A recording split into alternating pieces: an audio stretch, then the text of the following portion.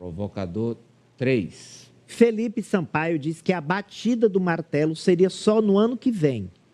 E questiona: se antes serviu, por que não serve mais? Vamos ver o que falou o deputado. Não, já havia as tratativas com o vice-governador Temístocles Filho.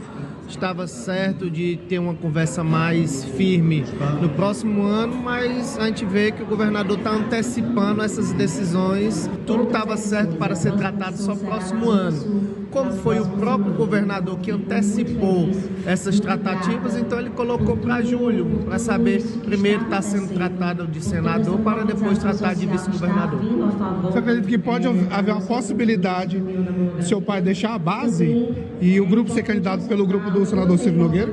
Não, aí você tem que perguntar para ele mesmo, o próprio vice-governador do estado do Piauí. Continuaremos defendendo a permanência do vice-governador do estado do Piauí, Temístocles Filho, e eu tenho certeza, ora, se antes deu certo, por que agora vai mexer no time que está ganhando? Então é isso que a gente diz.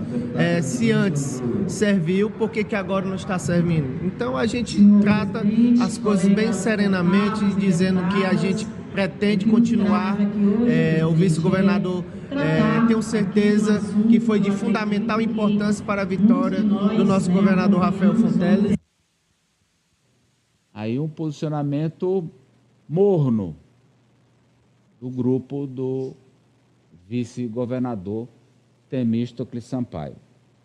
Agora vamos à análise. Pois não, Ari, você pediu a palavra primeiro.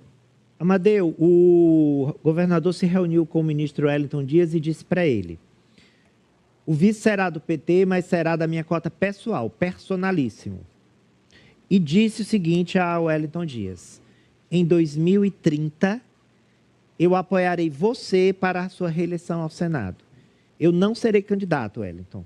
Em 2030, você só é candidato. Explicar que em 2026 são 2 vagas para o Senado, mas em 2030 é uma vaga só. E o Wellington estará concluindo o seu mandato e é um candidato natural à reeleição, assim como Rafael, se for reeleito, é candidato natural ao Senado, como acontece com os governadores que concluem seus mandatos. Então, o que você está trazendo o governador disse para o Wellington Dias com todas as letras: não se preocupe, eu vou buscar minha reeleição agora, em 26, mas não pretendo disputar o Senado. Ele diz que não pretende disputar, pelo contrário, diz que vai apoiar, vai trabalhar para que o Wellington seja reeleito em 2030.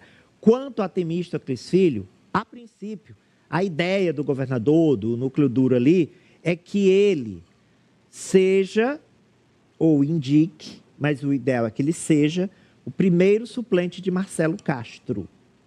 O que se prevê com o Temístocles sendo o primeiro suplente de Marcelo? Se prevê uma reeleição de Lula, Marcelo assumiria o ministério e Temístocles assumiria no Senado como dona Jussara Lima assumiu no lugar de Wellington Dias. Eu sei que é muito né? Se Lula vencer, se Marcelo for ministro, mas é isso que temos para hoje. Não, se Lula vencer, se Marcelo vencer... Sim, e se Marcelo se tornar ministro. E se Marcelo... São 3 condicionantes. Mas é o que temos para hoje. É o que temos para hoje. E foi oferecida também a suplência de Júlio César para o grupo do ministro. Foi, também. Além do apoio de Rafael e o trabalho para que... reeleição Isso, exato. Wellington. Exatamente. E Rafael não disputaria o Senado. Imagino eu, então, aqui com os meus botões, Rafael se empenharia na reeleição do vice que ele vai escolher. Claro, exato. Se empenharia para a manutenção do projeto administrativo. Isso mesmo. Está em vigor. Exatamente esse desenho. Esse é o desenho. Esse é o desenho que o governador está propondo ao grupo. Exato, é isso. Que o Flávio entendeu já. Já, alguns deputados do PT também já entenderam. Deputados, a bancada federal já entendeu isso. Entenderam. A bancada estadual, pelo que o Lima falou, também já entendeu. Também já entendeu. Também já entendeu.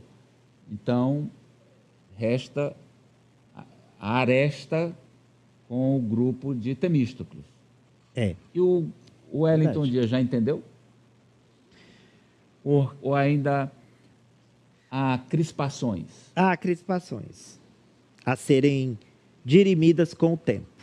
Até julho, Até julho, isso. que é quando deve acontecer o anúncio. O anúncio, exato. Assim, da chapa. E ficamos, então, daquela lista de 6 restritos a 3. Restritos a 3. Chico Lucas, Washington Bandeira e Marcelo Noleto. Pois não, Franci?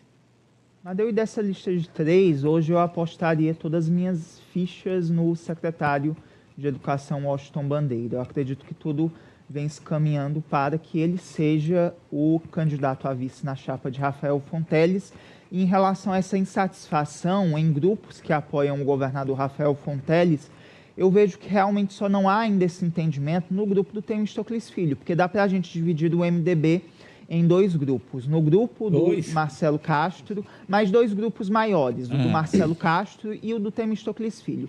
Aquele que é vinculado ao Marcelo Castro já entendeu totalmente. E ali deputados estaduais, até mesmo que tenham uma ligação muito próxima com o Temístocles Filho, também já passam a entender dessa configuração, como é o caso do deputado João Madison, que está muito próximo do governador Rafael Fonteles. Então, eu restringiria ainda mais. Aliás, Creio uma que informação, viu, Francis? Você falou do João Madison. Hoje a imprensa suou atrás do João Madison, lá na Assembleia, mas...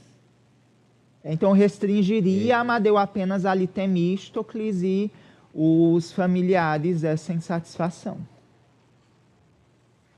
Eu acho que sobre esse cenário do Temístocles, o mais complicado não seria só o rompimento. Temístocles vai romper, mas a gente tem que lembrar que nessa equação tem um deputado federal muito bem votado, que está muito bem estruturado numa chapa, que é Marcos Aurélio Sampaio, e tem também a reeleição do próprio deputado Felipe Sampaio. Então, não é uma equação que mexe só com o Temístocles, porque...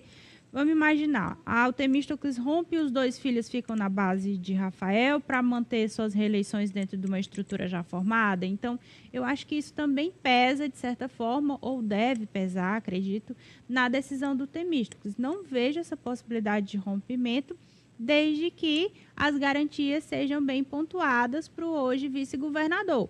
E aí passa pela formação, eu acredito, também já da próxima equipe de secretariados.